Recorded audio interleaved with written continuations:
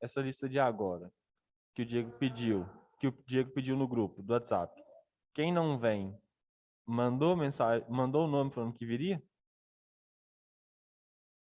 Porque aí fica mais fácil. Se tecnicamente a pessoa não mandou, então ela não demonstra interesse em não vir.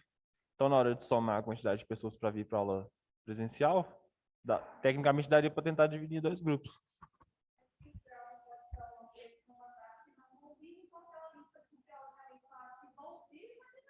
Exato. Aí, se quem tecnicamente falou que não ia vir, e tem só o nome de quem vai vir, é só redividir. Aí tem que ver a quantidade de pessoas por sala. Que aí vê se precisa de uma sala maior, se usa uma sala menor.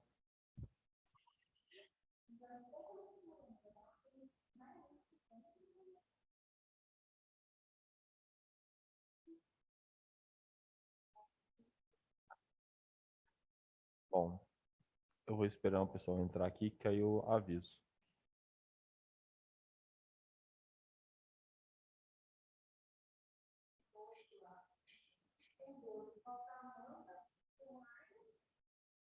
Que costumam vir. O pessoal que põe o nome e não vem, tá aí nessa lista? Então já é um ponto positivo.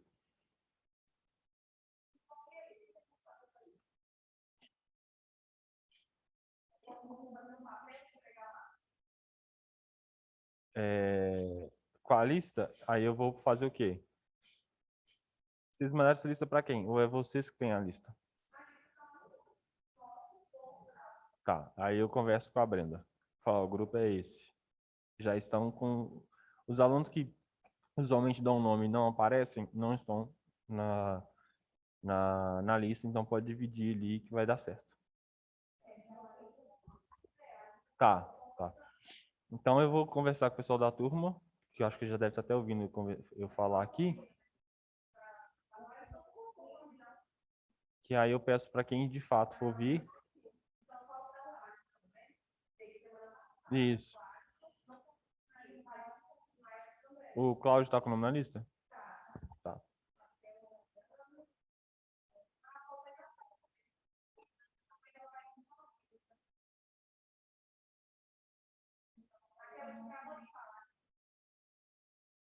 entendi. Tá, eu vou mandar.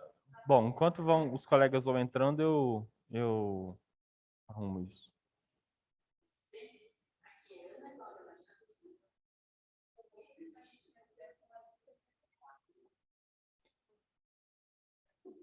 Bom, se vocês conseguirem fazer isso hoje, amanhã eu tô aqui o dia inteiro. Porque eu dou aula de manhã e de noite. Então eu consigo.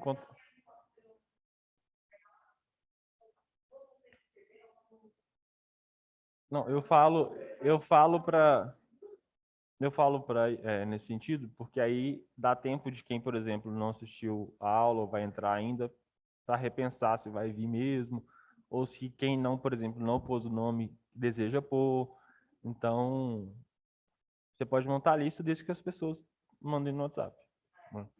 Sim, justamente aproveitar esses nomes.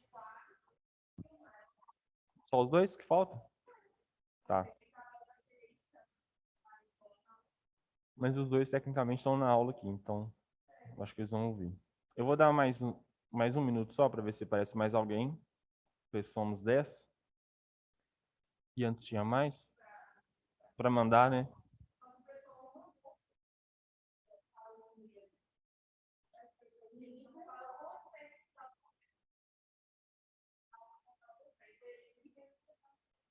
Entendi.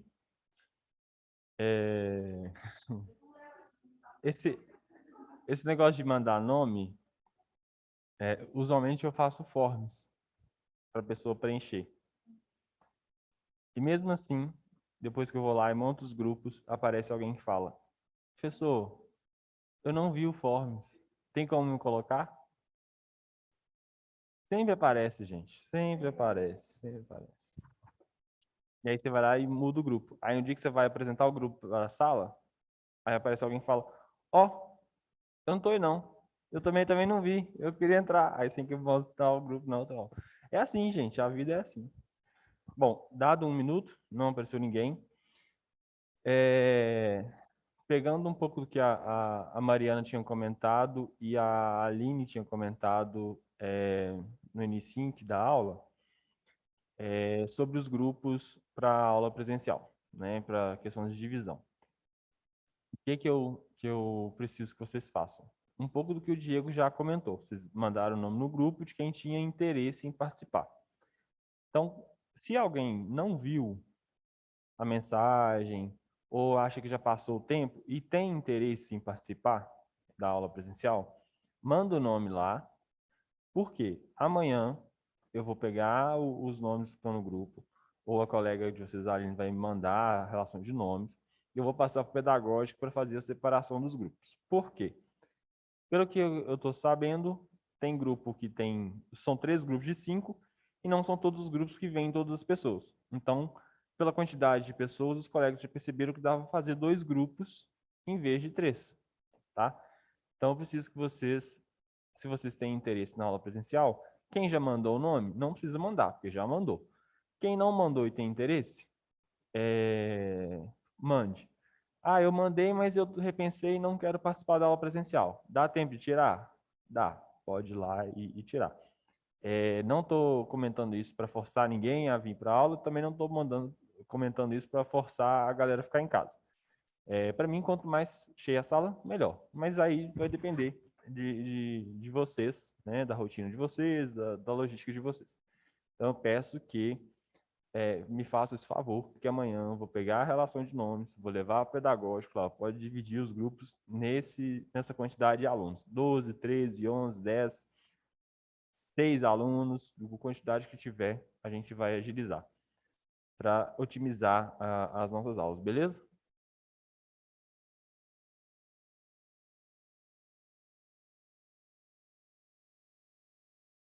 Beleza. Joia. Não, eu tô acostumado com esse negócio já.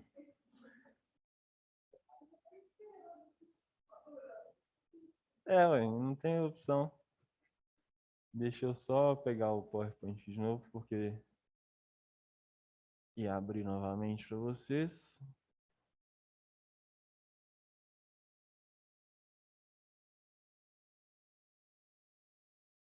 Estamos lá em cima ainda. O teclado não funciona.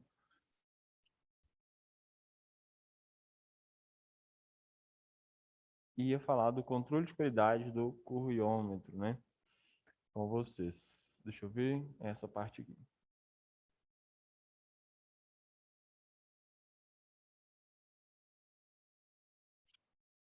Eu tinha uma turma de física também que não era muito fã de ficar conversando, não. Aí, ainda mais física. Aí eu pergunto, tem dúvida, gente? Não, tem dúvida, não. Eu um ou outro aluno que falava. Aí aula de exercício, aparecia 2, 3, 4. Aí alguns apareciam só para ter o nome que apareceu, não respondia nada. Aí depois, quando foram fazer a prova, não caprichei a prova, fiz uma prova normal. Fiz uma prova normal. Não, eu tinha 2 turmas de física, e aí foi a mesma prova para as duas, uma de manhã e uma de noite. E aí, na hora da nota, eu comparei a turma que participava e a turma que não participava.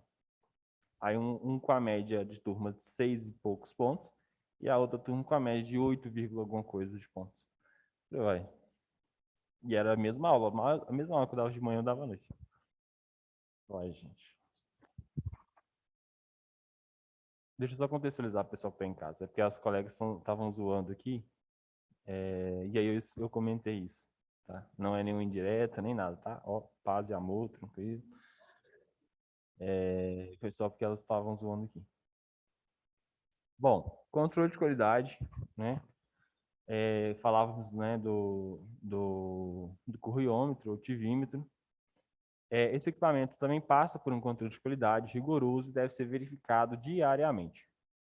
Em seu teste de controle de qualidade, verifica-se a exatidão, com tolerância de 10%, a precisão, a linearidade e a reprodutibilidade. Lá no PET, quando eu estava lá no CTN, esses testes eles não eram divididos em diariamente, igual o material que traz. E tinham testes diários, tinham testes quinzenais, tinham testes de 3 em 3 meses e tinha teste anual. Por exemplo, linearidade, se eu não me engano, ele era anual de se fazer, então é mais tranquilo.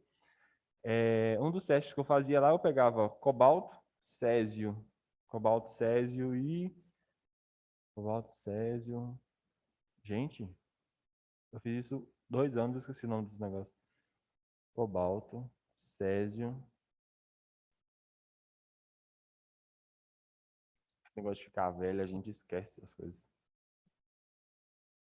Cobalto, césio e bário. Cobalto, césio e bário.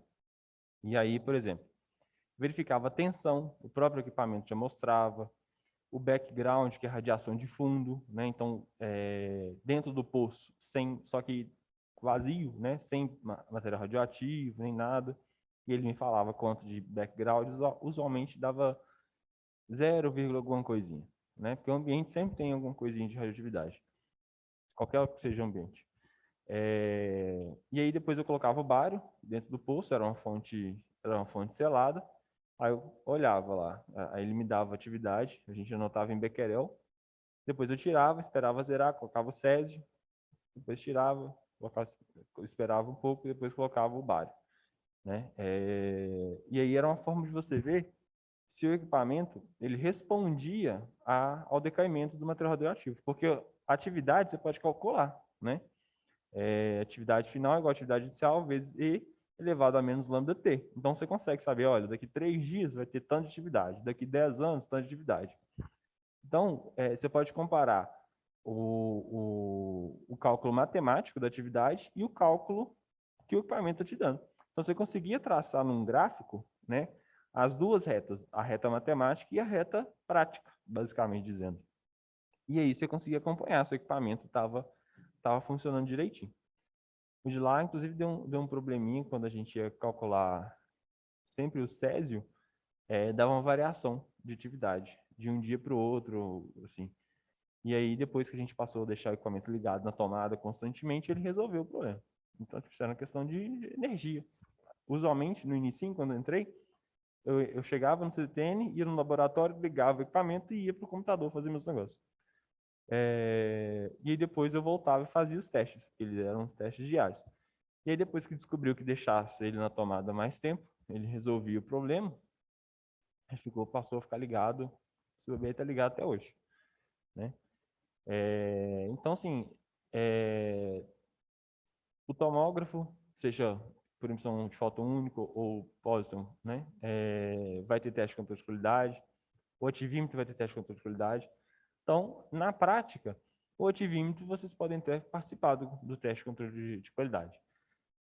Tem um teste que você coloca a fonte radioativa, nós fizemos com flúor, foi. Você coloca lá, por exemplo, hipoteticamente, 10 megabecquerel. E aí você coloca 10 megabecquerel. Tira, que minha vida do flúor é de cento e poucos minutos. Então, de 10 em 10 minutos dá diferença de atividade. Não é uma minha vida de 6 horas, que aí só daria diferença em 6 horas. Aí depois de 10 minutos você anotava quanto que deu, depois você anotava quanto que deu, depois você anotava quanto que deu, e anotava quanto que deu, e anotava quanto que deu. Aí ficava alguém no meu lugar, eu ia almoçar, eu voltava e ficava, via quanto que dava, até assim, acabar toda a minha energia, né? E ficava lá 10 minutos colocando. E só em função do equipamento, porque tipo, você não podia fazer mais nada, basicamente, né? A não ser que levasse algum material para ler ou coisa do tipo. E aí depois você conseguia traçar uma reta com os pontos de atividade. E você via que dava uma reta bonitinha, né? Bem Disney mesmo. Então era um teste de controle de qualidade que vocês vão poder fazer também. É legal de fazer, dá uma dinamicidade pro dia e tal. E o melhor momento para fazer teste de controle de qualidade, de manhã.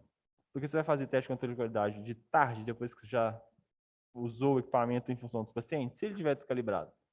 Você fez toda uma agenda completamente descalibrado. Então, pode afetar no resultado dos exames dos pacientes. Então, teste de controle de qualidade, usualmente é de manhã. Tá certo que o paciente às vezes pode vir em jejum e tal, mas a sua agenda vai ser em função de depois do teste de controle de qualidade. Então, você faz teste de controle de escuridade, o equipamento tá ótimo, beleza. Aí vocês podem seguir o serviço e fazer imagens até a mão cair. Conseguiram pegar a ideia? Pessoal que está em casa? Sim. Isso me lembrou uma coisa, só que não tem nada a ver com o conteúdo, não. Que as meninas estavam brincando aqui mais cedo. Teve uma turma que eu dei medicina nuclear, eu dei todo de casa, né? Depois eu vim dar posicionamento. Quando foi posicionamento, parece que a gente tinha invertido a turma. Porque era uma turma calada, participava, assim, era tipo uma pessoa só que respondia, igual usualmente é a turma de vocês. Mas na aula prática, era subindo na parede, assim, ó. Ainda mais que era posicionamento, era super conversado e coisa. Me deram até um pacote, assim, com um kit da Vilma, que tinha um aluno que trabalhava lá e me deu presente. Falei, gente, a turma de medicina nuclear, vocês eram mudo, calado, e agora vocês estão quase tacando fogo no equipamento de raio-x, porque a aula prática é lá embaixo. Eu falei, vocês estão... É. Bom, nós veremos agora um vídeo sobre o curriômetro. Deixa eu compartilhar aqui com vocês. Vou precisar daquele feedback do áudio de novo.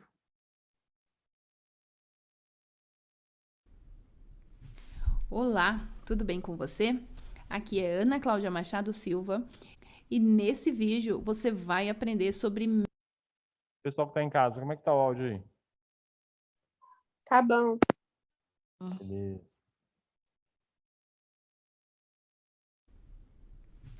Olá, tudo bem com você? Aqui é Ana Cláudia Machado Silva e nesse vídeo você vai aprender sobre medidor de atividade, o famoso curriômetro. Então eu vou te mostrar os seus princípios de funcionamento, alguns cuidados e quais as suas funções. Então, falando sobre o medidor de atividade, ele tem uma geometria cilíndrica, como você está vendo aí, exatamente essa geometria cilíndrica permite uma medida mais precisa da atividade que a gente deseja quantificar. Então, esse é um instrumento da medicina nuclear. Então, o famoso curriômetro é um instrumento utilizado, um instrumento obrigatório na medicina nuclear, porque é com esse instrumento que a gente vai medir qual será a atividade ou popularmente dose que será injetada no paciente. Então, todo o serviço de medicina nuclear, se ele quiser realizar os seus exames, obrigatoriamente ele tem que ter um instrumento para quantificar o quanto ele vai injetar no paciente para cada exame, para cada protocolo. Esse medidor é um detector de radiação. Ele é preenchido com gás argônio a alta pressão. Veja que a pressão interna dele aí é 20 atm. Ele tem aí uma blindagem para minimizar interferências externas, ou seja, lembrando que esse equipamento vai dentro de um laboratório de medicina nuclear e ele não pode ter interferências de outras fontes. Então, por isso ele tem uma blindagem bem robusta para evitar que essas interferências modifiquem a medida, interfiram, na verdade, a medida da dose que será injetada no paciente. Então, aqui nós temos modelos mais atuais, com tela touchscreen, mas basicamente a configuração desses instrumentos são muito parecidas. Você vai ver mais adiante que a grande parte deles tem o mesmo formato, a mesma configuração. O que muda são alguns detalhes. E aqui eu vou te mostrar como é que funciona, o que a gente tem internamente. Então, como falado previamente, a gente tem um gás aí que vai preencher essa câmara, né? Uma câmara de ionização. E aí vejam que a gente tem um anodo, percebam aí este fio, e a parede interna que funciona, que é a câmara de ionização, ela funciona também, temos aí o cátodo. Então, nós temos locais para posicionar a seringa ou para posicionar um frasco. E temos ainda um frasco interno para evitar a contaminação dessa câmara aí. E aí, logo em seguida, você vê a blindagem que existe para esse equipamento, como a gente falou lá, e para evitar essas interferências externas. E aqui você está vendo o local onde são feitos os ajustes, ou seja, onde você seleciona o tipo de radionuclídeo que você quer medir. Então, veja aí, flúor 18, galho 67, índio 111, tecnésio 99M, tem o iodo 123, o iodo 131, o tálio 201 e lá em cima ali o xenônio 133. Essas outras teclas, o 1, o 2, elas são locais onde você pode cadastrar outros radionuclídeos. E aqui nós temos locais onde a gente pode converter o Curie para Becquerel e fazer os testes diários, testes semestrais. Gente, a Thelma mandou que meu áudio está fechado. Vocês não estão ouvindo o vídeo, não? Eu tô. Sim. Sim, tá vendo, não? Ah, tá. Então eu vou voltar pro vídeo. Fiquei com medo de vocês não estarem ouvindo por causa do áudio fechado. Então vou voltar aqui. Desse equipamento. Então vejam quanto é importante ter um equipamento como esse e calibrado para que ele nos dê as medidas precisas de doses que injetaremos nos pacientes. Aqui é o conjunto, ou seja, quando a clínica adquire um instrumento como esse, aí vem a própria câmara de ionização nesse formato cilíndrico, você tem os cabos de ligação, tem os locais para posicionar a seringa, posicionar o frasco, e também você tem o seu medidor aí, o seu monitor onde fará a leitura e a seleção do radionuclídeo que você quer medir e também um manual que tem todas as instruções de funcionamento do equipamento. E aqui é a parte interna. Então, o que você está vendo aqui é aquele onde tem um cilindro de acrílico interno para evitar aí a contaminação da câmara. E também você está vendo em detalhe aí o posicionador de seringa e também do frasco. E aqui são os medidores de atividade muito mais modernos, onde você tem pode ligá-los num notebook, você tem telas touchscreen, você tem cores diferentes, mas vejam que a configuração, como a gente falou anteriormente, é exatamente a mesma. Eu preciso ter uma câmera de ionização em formato cilíndrico, então a gente pode chamar isso de um detector tipo poço, porque ele tem aquele orifício central, onde a gente posiciona aquilo que a gente quer medir. Então, esse é um instrumento imprescindível na medicina nuclear. Então, espero que você tenha aprendido um pouco mais sobre essa. Bom, deixa eu só voltar à nossa apresentação. Eu acho que eu li o recado da Thelma errado. Acabei atrapalhando da aula. Thelma, você comentou que bom, não tem como eu permitir o seu áudio, porque quando eu coloco meu mouse em cima do seu nome, só aparece pedir para ativar o som, que nem eu cliquei agora. Ela tem que sair e entrar de novo, professor, igual estava acontecendo comigo. Ah, beleza. Então, se você quiser sair e voltar, eu acho que é o mais indicado, segundo o Bruno. Porque eu aqui, eu não consigo ligar e nem desligar eu consigo. Eu não consigo ligar nem microfone e nem câmera, tá? Então, é isso. Deixa eu voltar aqui com vocês. O vídeo do curriômetro está aqui.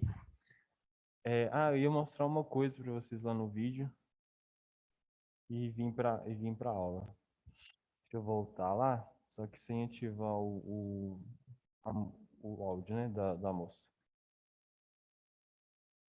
Deixa eu contextualizar um pouco melhor para vocês. Bom, esse espécie de cilindro aqui, né, com essa aba, ele fica dentro do poço, né, que a gente já viu, dentro da parte de blindagem. Essa hastezinha que vocês viram no topo do poço, né, que fica do lado de fora, justamente para poder pegar e puxar, para você não ter que ficar tendo que enfiar a mão no poço para poder tirar o material radioativo, senão está indo contra a radioproteção. Então você pega por aqui, pega aqui em cima, puxa e sai o material, que no caso é todo esse conjunto aqui. Dá para colocar, dependendo do tamanho da fonte, por exemplo, se for para calibração ou se tiver no frasco o radiofármaco aqui, e dava pegar com a pinça. Eu pegava com a pinça e colocava, porque eu não precisava pegar com a própria mão. E se tiver usando seringa, dá para colocar, enfiar a seringa aqui, ó. E aí não precisa colocar necessariamente aqui embaixo. Dependendo da seringa. Como é que é? Ah. Olha, entendi o que você está falando, mas o nosso lá não desencaixava. Igual você está comentando aqui que está desencaixado. Ele parece que está desencaixando sim. Eu estou tentando entender porque está faltando esse cercadinho aqui, né? Nesse aqui. Usualmente é junto. A não ser que seja algum modelo que eu não conheço. Oi? Tá quebrado, tá quebrado. Não, pode ser que seja quebrado, pode ser que não. Tá muito bem acabado. O acabamento está muito bonitinho para estar quebrado, né? Mas pode ser que seja uma variação do mercado e eu não conheça. E aí sirva só você pode perceber que está vindo a haste aqui e ela vem no final desse círculo, igual está aqui. E ela tem a continuidade aqui e parece que esse tubinho que está aí embaixo, ela continua aqui. Então pode ser que seja só para seringa. E ficaria um equipamento um pouco limitado, né? Porque ele atenderia só a seringa. A não ser que a região do poço, essa aqui, ó, a circunferência, seja menor, que aí você conseguiria colocar uma fonte aqui em cima, sem ela descer, porque aí o diâmetro da fonte seria maior que o diâmetro do furo, que entraria seringa. E sem correr o risco dela cair para a borda, né, e vir para o fundo aqui. Pode ser uma variação de mercado, eu não conheço, mas os que eu conheço e já vi são todos assim. Deixa eu achar aqui um outro trecho. O equipamento que eu usava o poço é bem desse jeito aqui mesmo. Essa haste aqui era maior, igual a do mostrado anteriormente. Eu queria mostrar para vocês. Eu usava um desse aqui, ó. A gente lá chamava de Capintec por causa da marca mesmo. A gente nem falava corriômetro, coisa do tipo. A gente nem chamava de Capintec. Ah, vou lá fazer o teste no Capintec. Então apertava o teste aqui e ele já começava todos os processos. O legal que eu acho desse equipamento é que lá nós usávamos Becquerel. Por quê? Na literatura internacional, a atividade de material radioativo é dada em Becquerel, não é dada em Curie. Então, o equipamento ele tem essa funcionalidade de transformar o que está no visu tanto em Curie quanto em Becquerel. Então, se vocês pegarem algum artigo, alguma coisa assim, a nível internacional, ou quem que escreva com possibilidade, né, de quem seja do lado de fora, né, do país, fazer leitura também, é muito provável que seja em Becquerel. E aí, se vocês quiserem fazer em Curie, vocês têm que converter, né? Deixa eu ver o que eu ia comentar aqui. Eu não conhecia esses equipamentos mais moderninhos, né, com touch, essas coisas. Equipamento como esse. Opa, eu fui educado no equipamento desse aqui, mas um pouquinho mais arcaico, mas serve bem, né, para funcionalidade.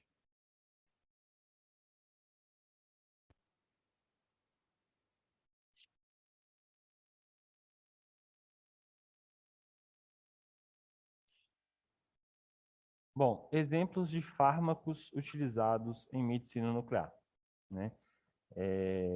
O Tecnest 99, metastável, que a gente já comentou. O que eu mudaria aqui em cima é às vezes o nome fármaco vai te remeter a só o outro componente do radiofármaco, né? O rádio e depois o fármaco. E eles vêm trazendo o material radioativo, né? O Tecnest. Então, para mim, não seria fármaco, mas do radionuclídeo aqui em cima, tá? Aqui nesse ponto. Então, exemplo de radionuclídeo utilizado em medicina nuclear e não fármaco. Ele traz para a gente aqui o Tecnest, né, que a gente já tinha conversado. É um radionuclídeo artificial criado pelo homem, né, que é esse exemplificado aqui. Tem meia vida de aproximadamente 6 horas, né, emite um fóton de Percebam, um fóton, por isso que ele é utilizado no SPECT, de 140 keV de energia, ideal para a gama câmara. É muito reativo quimicamente, reagindo com muitos tipos de moléculas orgânicas, o que explica sua variabilidade na nossa prática. Essa grande versatilidade química permite que a grande maioria dos estudos de medicina nuclear seja efetuada com base no uso de radiofármacos tecneciados. Aqui traz um ponto importante, que quando ele fala de pesquisa, que muita coisa, se vocês forem estudar por fora, somente se forem pegar artigos, né, que inclusive eu aconselho, gente, Tecnesse. Ele é um dos, ele é tão bem aplicado em tantos exames, porque ele já é tão bem estudado há vários anos, né? Vários anos considerando quando surgiu, né? Que a medicina nuclear no tempo, numa linha histórica, tem pouco tempo. A gente viu que não tem 100 anos de medicina nuclear. Mas desde do seu surgimento ele foi muito estudado. Então o pessoal tem uma segurança considerável nele. E por que segurança? Porque ele é alvo de muitas pesquisas. Então, é o que o Matheus está falando, em possibilidade de pesquisa, vocês vão ouvir falar bastante do Tecnesse. Bom, deixa eu ver até... a gente vai começar a falar aqui de controle de qualidade, e aí eu trouxe alguns dos testes, né, que nós vimos naquele quadro verde. E aí depois dele, eu acho que já vai dar tempo, a gente entra para a nossa aula de exercício, né? Basicamente a primeira aula de exercício nossa. Dentro de controle de qualidade, né? Um dos testes, né, que nós vimos é a questão da pureza radioquímica. A pureza radioquímica é a fração da radioatividade total que se encontra na forma química desejada pelo radiofármaco. As impurezas radioquímicas surgem de decomposição em decorrência da ação do solvente, de mudanças de temperatura ou pH, da luz, da presença de agentes oxidantes ou redutores e radiólise.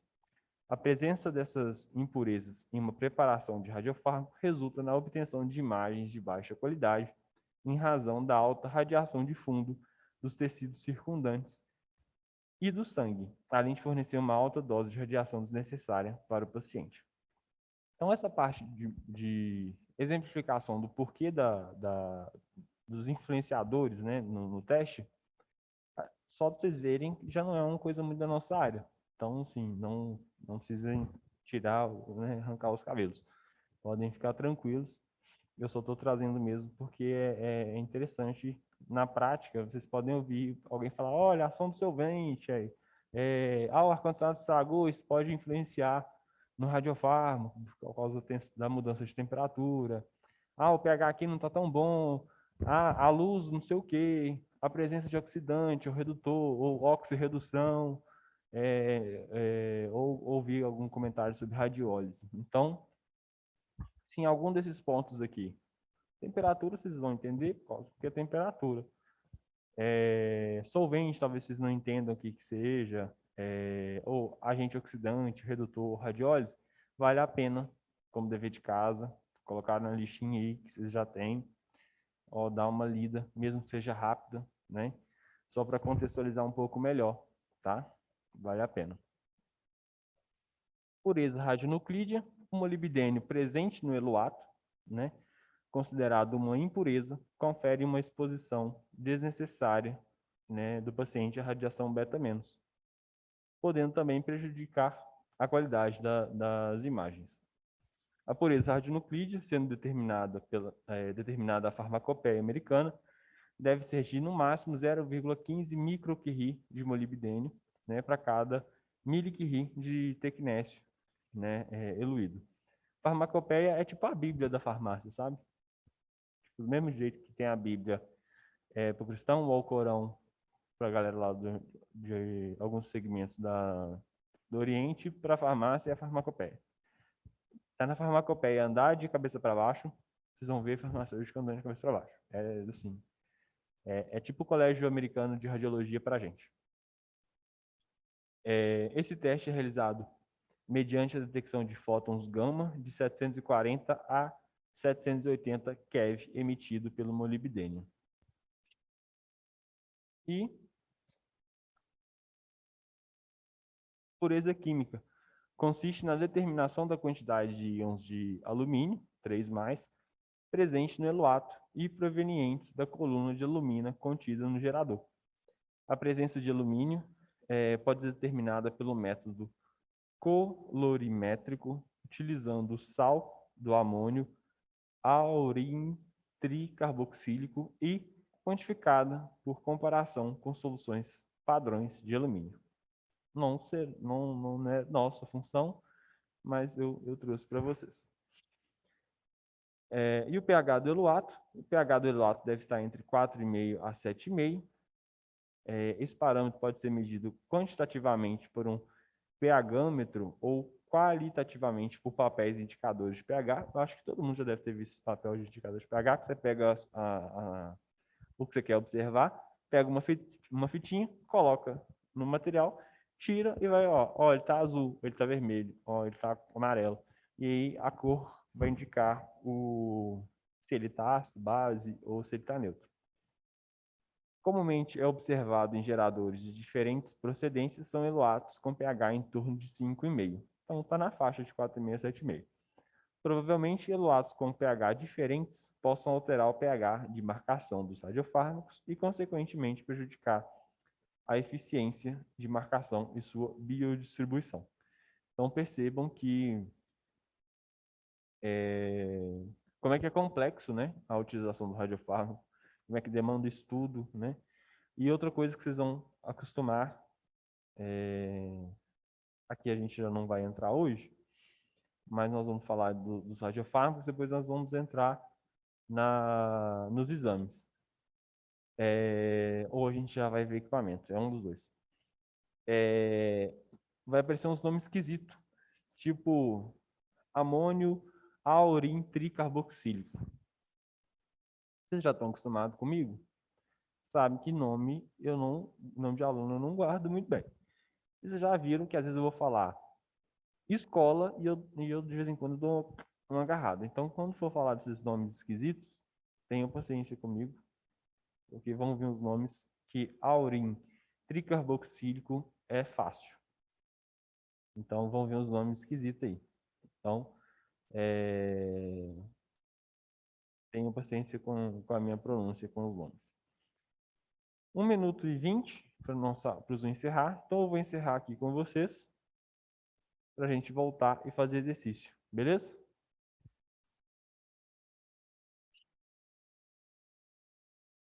Gente? Beleza. Beleza. Então, até daqui a pouco.